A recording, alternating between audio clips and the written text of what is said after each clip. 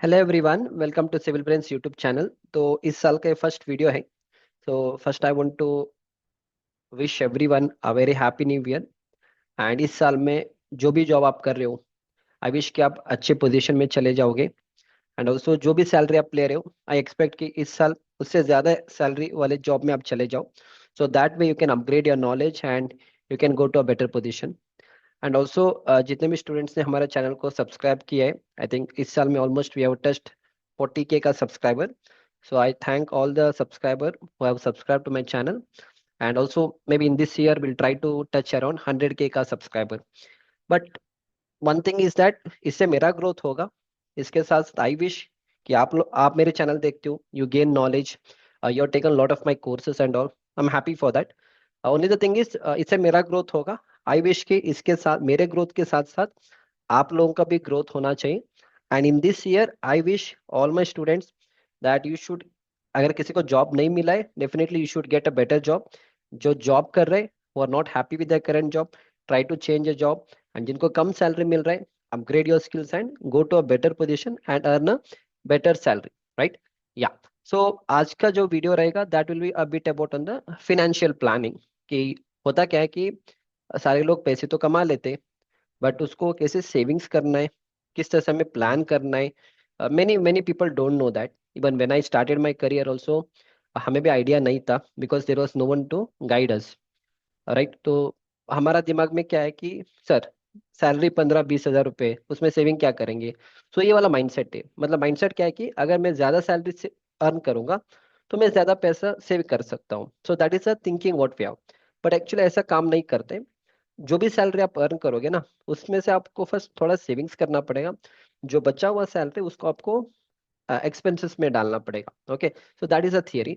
तो आज मैं आपको कुछ ऐसे पॉइंट्स बताऊंगा कि how you are to plan your financial in 2026।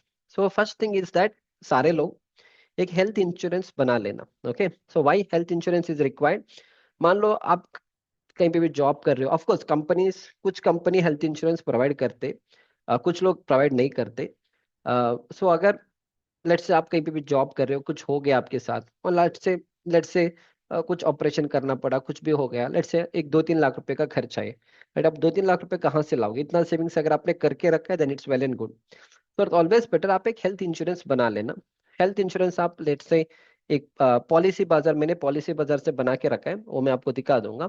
आप चाहे तो 5 लाख का हेल्थ इंश्योरेंस या 10 लाख का हेल्थ इंश्योरेंस बना लेना। 1 लाख सब नहीं चाहिए, मिनिमम आपको 5-10 लाख रुपए का आप बना लेना बेस्ड ऑन योर कैपेसिटी।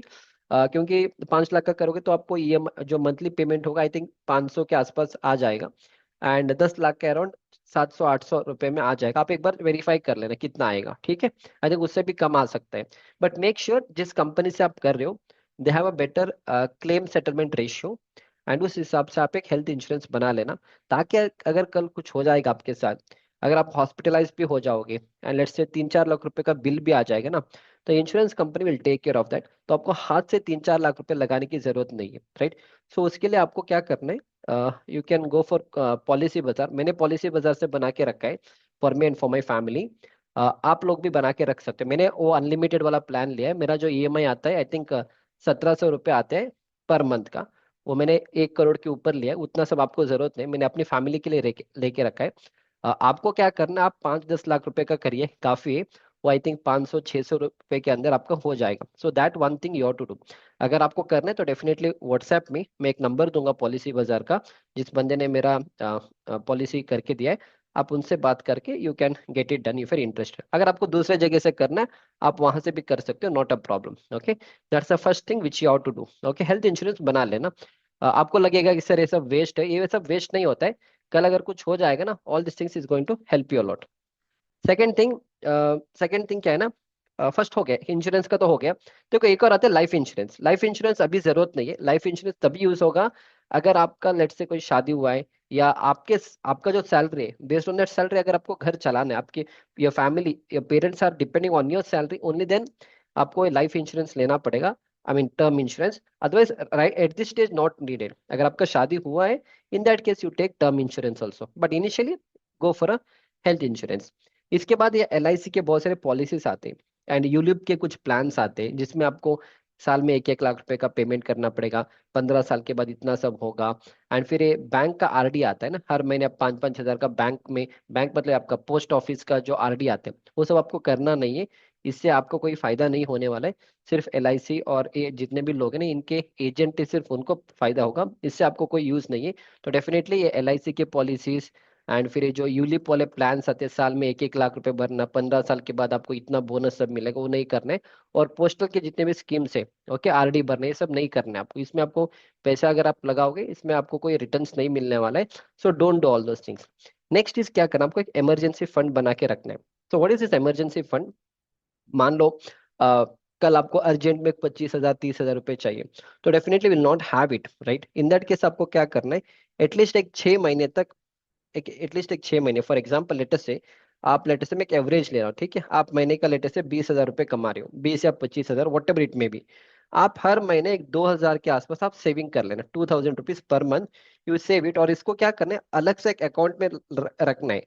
आपका जो नॉर्मल सैलरी वाला अकाउंट है उसमें मत रखिए, डेफिनेटली वो खत्म हो जाएगा, ठीक है? क्योंकि कल आपको इमरजेंसी में ना आप निकालोगे यहाँ से पैसा, उसको नहीं करना है। आप नया एक और बैंक अकाउंट बना लेना, उस बैंक अकाउंट में सिर्फ ये 2,000 रुपये every month you keep it. तो अगर आपको लेट से आप 1 साल तक भी करोगे ना, 1 साल तक भी करोगे, तो आपके पास लगभग 24,000 रुपीज के आसपास हो जाएगा। आई वुड सजेस्ट एटलीस्ट एक 30 से 50 हजार तक आप इसको सेव करके रखिए, 30 से 50 हजार तक आप इसका क्या करना, पैसे को सेव करके इस अकाउंट में रख लीजिए। कल अगर आपको इमरजेंसी में कुछ पैसा चाहिए, तो in that case this emergency fund is going to help you. Not only that, specially होता क्या है, I have seen many student, वो एक जॉब कर रहे हैं, ठीक है, उस जॉब को उसको छोड़ के दूसरे कंपनी में जाना है, या मान लो उसको कुछ ट्रेनिंग लेना है, 1-2 महीने का ट्रेनिंग लेना पड़ेगा। पर उसका प्रॉब्लम क्या है, जिस जॉब कर रहा है ना वहां पे अगर वो छोड़ देगा, तो डेफिनेटली अगले 2-3 महीने तक उसको ट्रेनिंग करना पड़ेगा, या मान लो नॉट ओनली ट्रेनिंग, उसको दूसरे कंपनी के लिए अप्लाई करना पड़ेगा। तो लोग क्या करते हैं, जॉब को छोड़ के अप्लाई नहीं करते, जिस जॉब में काम कर रहे वहां पे काम करते रहेंगे, साथ साथ में दूसरे कंपनी में अप्लाई करेंगे। पर दूसरे कंपनी का प्रॉब्लम कि उसको इमीडिएट चाहिए, मान लो 15 दिन के अंदर ज्वाइनिंग चाहिए, पर इस वाले कंपनी में 1 महीने का नोटिस पीरियड रहेगा, तो definitely it will not work out. In that case आप क्या कर सकते हो, आप जॉब को छोड़ दीजिए एंड 2 से 3 महीने का टाइम ले, 2 से 3 महीने का टाइम ले लो।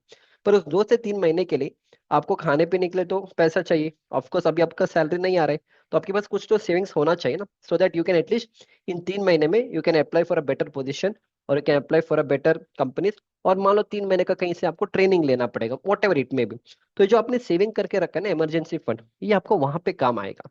नहीं तो अगर आप मान लो इमरजेंसी फंड है ही नहीं आपके पास, आपके पास कोई पैसा ही नहीं है, आपने जॉब छोड़ दिया, तो पैसा कहाँ से आएगा, राइट? यू गेटिंग माय, पैसा नहीं आएगा आपके पास, क्योंकि अगर आपके पास पैसा नहीं है अकाउंट के अंदर, आपको आपको डर लगेगा जॉब छोड़ने के लिए। मैं जॉब छोड़ दूंगा, अगले 3-4 महीने तक अगर मेरे को जॉब नहीं लगेगा, तो फिर मैं पैसे कहाँ से लाऊंगा? So this a big problem with most of the people. इसीलिए आपको क्या करना है, एक इमरजेंसी फंड बना के रखना, ताकि आगे जाके 1 साल, 1.5 साल, 2 साल के बाद अगर आपको लग रहा है कि उस कंपनी में ग्रोथ नहीं है, या मान लो आपको कंपनी छोड़ के दूसरे कंपनी में अप्लाई करना है, पर आपको ऑप्शन नहीं है, मतलब आपके पास 2-3 महीने का करियर ब्रेक लेने का ऑप्शन नहीं है, क्योंकि आपके पास पैसा नहीं है, सेविंग्स नहीं है, then all this money emergency fund is going to help you. Definitely इसको सेव करके रखिए, okay, that will help you a lot. But first क्या करना है, फर्स्ट हेल्थ इंश्योरेंस बना लेना। अगेन सारे चीज एक ही साथ मत करना, फर्स्ट 1 महीने हेल्थ इंश्योरेंस बना लेना, उसके बाद 1 महीने या 2 महीने के बाद धीरे से आप इमरजेंसी फंड बना लेना, ठीक है? एक बार आपका हेल्थ इंश्योरेंस बन चुका है, एक बार आपका इमरजेंसी फंड लेट से 30,000 से आसपास या 30 से 50 हजार के बीच बीच तक अगर आपका इमरजेंसी फंड बन चुका है, उसके बाद ही start with the investment. Investment आपको करना पड़ेगा, ठीक है? Investment can be in terms of mutual fund, अगर आपको आइडिया ही नहीं है स्टॉक मार्केट का, गो फॉर म्यूचुअल फंड। अगर स्टॉक मार्केट का थोड़ा आइडिया है, गो फॉर अ स्टॉक, पर ट्रेडिंग नहीं करना है। बहुत लोग ट्रेडिंग करते हैं, ट्रेडिंग मतलब आपने आज पैसे डाल दिया, शाम तक वो पैसा डबल हो जाता है, कभी कभी लॉस में चला जाता है। All those things you should not do. Stocks and mutual fund is all about long term investment. Long term मतलब अगर आप पैसे डाल रहे हो इसमें, आप एसआईपी कर सकते हो। एसआईपी का मतलब है सिस्टमेटिक इन्वेस्टमेंट प्लान, कि हर महीने आप लेट से 500 रुपए, या हर महीने आप 1-1 हजार रुपए आपके अकाउंट से कट होके इस वाले कोई भी फंड में चला जाएगा। एंड ये सारी चीज आपको एटलीस्ट 5 साल तक करना पड़ेगा। 5 साल तक आप इस पैसे को मत निकालो, तब तक आपको करना पड़ेगा। आप 1 साल के लिए करोगे, 2 साल के लिए करोगे, इट्स ऑफ नो यूज। अगर आपको 1-2 साल तक करना है तो आप एफडी बना लेना। अगर आपका ग्रो आपका अगर आपका इंटेंशन है कि मेरे को लॉन्ग टर्म तक खेलना है, आगे जाके मेरे पैसे को कंपाउंडिंग कराना है, in that case better is go for stocks और mutual fund, whichever you are comfortable. अगर रिस्क नहीं लेना है, गो फॉर म्यूचुअल फंड। पर अगर आपको स्टॉक मार्केट का नॉलेज है, go for a stocks. Okay, but again make sure at least 5 साल तक, at least mutual fund go for 5 5 5 years। Stocks and all depend कि उस टाइम पे क्या चल रहा है, based on that if you have idea, go for a stock. Next is always, जितना आप जल्दी स्टार्ट करोगे ना, आपका कंपाउंडिंग उतना जल्दी हो जाएगा। सर आई स्टार्टेड अराउंड 3 3 साढ़े 3 साल हो गए मैंने अभी जो इन्वेस्टमेंट स्टार्ट किया। तो स्टॉक में आई इन्वेस्टेड अराउंड 8 लाख के आसपास I invested, and mutual fund around 16 lakh rupees I invested. ठीक है, अभी मेरा अमाउंट आप मत देखिए, आप अपने अमाउंट से स्टार्ट करिए। It can be even let's say 500 rupees और 1000 रुपीज, क्योंकि मैं 3 साढ़े 3 साल से कर रहा हूँ। तो डेफिनेटली इफ यूर फ्रेशर, 22 साल, 23 साल, 24 साल अगर आपका एज है, डेफिनेटली इतना तो पैसा नहीं होगा आपके पास। जो भी होगा 500 रुपये या 1000 रुपये पर मंथ से आप स्टार्ट करिए, so that you are playing a 5 to 8 और 10 years ऑफ गेम। ये सब 1 महीने का 2 महीने का खेल नहीं है, ठीक है। And one thing is always, इसका एडवांटेज क्या है, specially when you go for stock and mutual fund, 3 से 4 साल के बाद ना, जो पैसा आपने डाला है ना, वो खुद पैसा बना लेगा। हमारा थिंकिंग क्या है, अगर मेरा सैलरी ज्यादा होगा तभी मेरा पैसा बढ़ेगा, ऐसा नहीं होता है। जितना भी आप इन्वेस्टमेंट करते जाओगे अगले 3 से 4 या 5 साल तक, तो 5 से 5 to 6 years के बाद ना, वो पैसा खुद कंपाउंड हो जाएगा। So because of the compounding, compounding मतलब फिर अलग से अगर पैसा डालने से अच्छा जो पैसा आपने ऑलरेडी डाला है ना, that itself will get multiplied. So advantage क्या रहेगा, 4 5 साल के बाद जो पैसा आपने डाला वही आपका पैसा बना के देगा। It's something like, if you don't find a way to make money while you sleep, you will work until you die. मतलब आप स्टॉक या म्यूचुअल फंड में अगर पैसे डालोगे ना, 5 6 साल के वो खुद पैसा बनाते जाएगा। फिर आपको अलग से और हैवी इन्वेस्टमेंट करने की जरूरत नहीं है, ठीक है। So try to do all this things in 2026। Again when I say try to do all this things, एक ही साथ मत करिए, you'll have a lot of pressure and I don't know आपका expenses कितना होगा। So cut down your expenses। First start with a health insurance। Once the health insurance is done, start with the emergency fund। एक बार health insurance और emergency fund आपने बना लिया, let's say आपने 6 महीने लिया और लेट्स से आपने 8 महीने लिया, नो प्रॉब्लम, इतना महीने आप ले लो, 6 महीने का टाइम ले लो, 8 महीने का टाइम ले लो, कोई बात नहीं, कर लेना। एक बार ये दोनों सेट हो चुका है आपका, उसके बाद ही start with mutual fund and stock. अगर आप तीनों स्टार्ट साथ में करोगे, देन अगेन आपको सही से प्लानिंग करना पड़ेगा, क्योंकि डिपेंड करेगा आपका सैलरी भी कितना है। अगर लेट्स से आपको 30 से 40 के आसपास सैलरी है, then it's fine.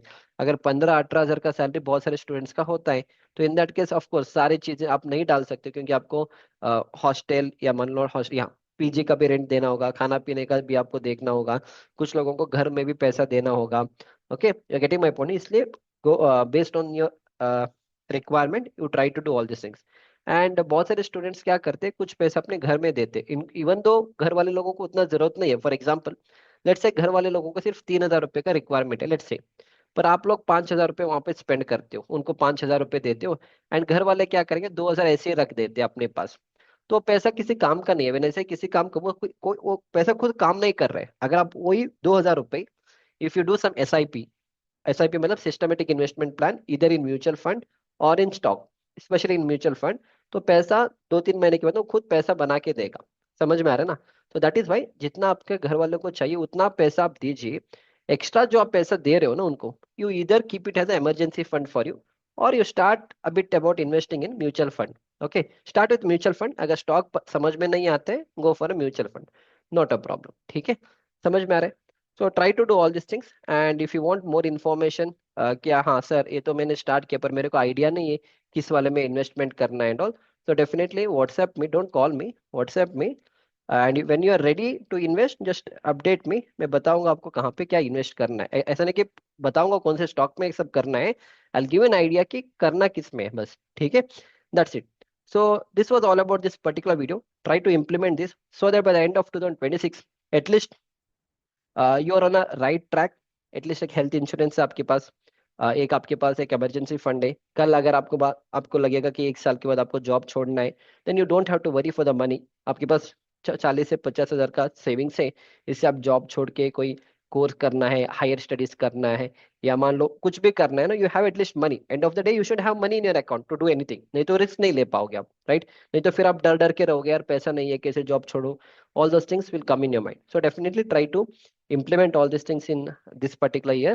Yeah, that's it। And coming to the last point, अगर बाय डिफॉल्ट ये सारी चीज आपको, ऑफ कोर्स ये वाला सारे ये सारी चीज नहीं है, मतलब आपको कंस्ट्रक्शन रिलेटेड कुछ सीखना है, like site execution, estimation, drawing, reading, BBS, BOQ and all, definitely download my Civil Brains app. मैंने आप लोगों के लिए फ्री कोर्स दिया है.